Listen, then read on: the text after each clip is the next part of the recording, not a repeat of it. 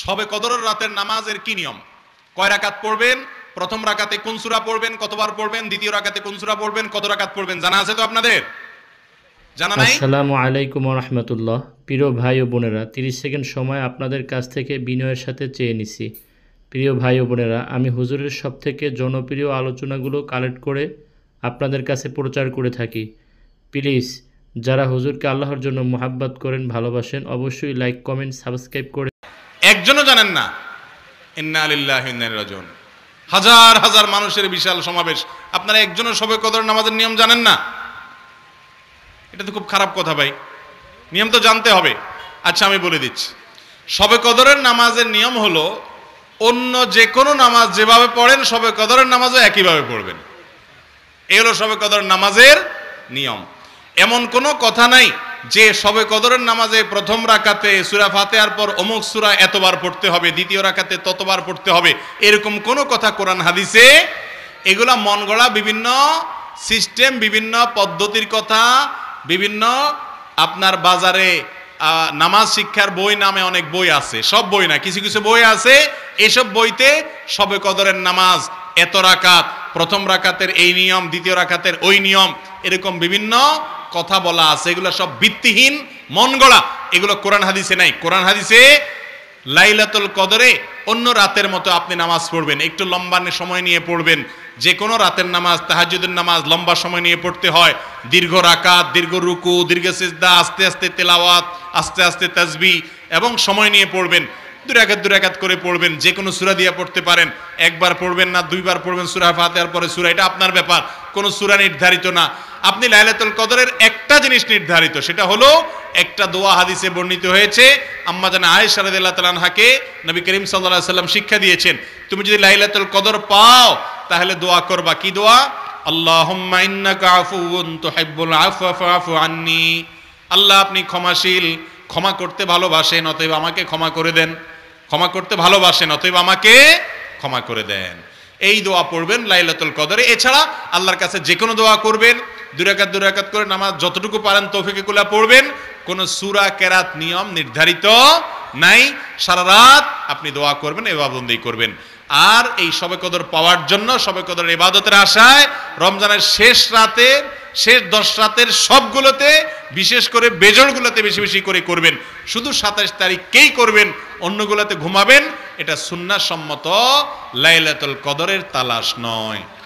ভাইরা আমার, রমজানের সবচেয়ে গুরুত্বপূর্ণ দিনগুলো, সবচেয়ে গুরুত্বপূর্ণ মুহূর্তগুলো কোনগুলো, রমজানের কোন সময়গুলো সবচেয়ে দামি, এটা বুঝতে আমাদের সমাজের বেশিরভাগ রোজাদার ভাইরা বোনেরা আমরা ভুল করে ফেলেছি। রমজানের সবচেয়ে গুরুত্বপূর্ণ সময়গুলো হলো রমজানের শেষের সময়গুলো, শেষের 10টা দিন। নবী করিম সাল্লাল্লাহু আলাইহি সাল্লাম তিনি রমজানের শেষ দশক আসলে, শেষ 10টা দিন শুরু করলে কি করতেন? 4টা কাজ করতেন। এক, আম্মা জান আয়েশা রাদিয়াল্লাহু তাআলা বলেছেন, কানান নবী সাল্লাল্লাহু আলাইহি ওয়াসাল্লাম ইযা দাখালাল আশর, রমজানের শেষ 10 দিন যখন শুরু হতো, 20 রমজান যখন পার হয়ে যেত, 21 রমজান যখন শুরু হয়ে যেত, তখন থেকে তিনি কয়েকটা কাজ করতেন। তার প্রথমটি হলো কানা ইযা দাখালাল আশর আহইয়া লাইলা, রাতে আর ঘুমোতেন না। শেষ দশকের রাতে আর ঘুমোতেন না, সারা রাত জেগে ইবাদত করতেন। ওয়া আইকাযা আহলাহ, আর এই দশকে তার পরিবারের লোকদেরকে ঘুম থেকে ডেকে তুলতেন, কাউকে ঘুমোতে দিতেন না। কারণ এটা ঘুমানোর সময় নয়, ঘুম সারা বছর যাওয়া যাবে, এটা তো আল্লাহর পক্ষ থেকে পাওয়া অফারের সুযোগ, বিধায় এই সুযোগ হাতছাড়া করা যাবে না। পরিবারের লোকদেরকেও ইবাদতের জন্য ডেকে তুলতেন। আর 3 নম্বর কাজ হলো ওয়াসাদ্দা মিযজারাহ, তিনি তার কোমর বেঁধে নিতেন, কোমর বেঁধে ইবাদত বন্দেগী করতেন, অর্থাৎ তার জীবনে সবচেয়ে বেশি সাধনা করতেন। 4 নম্বর হলো কানা ইযা দাখালাল আশর কানা ইয়াজতাহিদু ফীহি মা লা ইয়াজতাহিদু ফী গায়রি, রমজানের শেষ দশকে যত ইবাদত বন্দেগী নবীজি করতেন, এত ইবাদত বন্দেগী অন্য কোনো সময় করতেন না। আমরা সেই ইবাদতকে শর্টকাট করে নিছি, আমরা শুধু 27 তারিখে ইবাদত করি, 27 রাতে, অন্য রাতের আর কোনো খোঁজ খবর আমাদের নাই। অথচ আমাদের নবীজি শুধু 27 রাতে ইবাদত করতেন, তিনি রমজানের শেষ দশকের সবগুলো রাত ইবাদত বন্দেগী করতেন। আর রমজান চলে গেলে আমরা অনেকে ইবাদত বন্দেগী ছেড়ে দেই। মসজিদে রমজানে এত মুসল্লি, রমজানের পরে আর মুসল্লি খুঁজে পাওয়া যায় না, হারায় যায় সব। ভাইরা আমার, যারা রমজান মাসের ইবাদত করে, মাসকে পুজো করে, তারা শুধু এই মাসের ইবাদত করে। যারা আল্লাহর ইবাদত করে তারা রমজানেও ইবাদত করবে, রমজানের পরে ইবাদত করবে। কারণ যে আল্লাহ রমজানে ইবাদত করতে বলেছেন তিনি রমজানের পরে 5 ওয়াক্ত নামাজ পড়তে বলছেন না, বলেন নাই? অতএব বছর জুড়ে রমজানের শিক্ষাকে আমরা ধরে রাখার চেষ্টা করব তো ইনশাআল্লাহ। আল্লাহ আপনি আমাদের সিয়াম, আমাদের কিয়াম, আমাদের তারাবি, আমাদের রোজা, আমাদের এই ক্ষুধা এবং তৃষ্ণার কষ্ট করা, এত কষ্ট করে আমরা রাখছি এগুলো, আল্লাহ আপনি আমাদের এগুলো সবগুলোকে কবুল আর মঞ্জুর করে নিন। ভাইরা আমার, রমজান উপলক্ষে একটা সুযোগ থেকে আমরা বেশিরভাগ মানুষ বঞ্চিত, সেটা হলো রমজান মাস ক্ষমার মাস। ভাই, রমজান মাস আল্লাহর কাছ থেকে জাহান্নাম থেকে মুক্তির পরোয়ানা আদায় করে নেওয়ার মাস।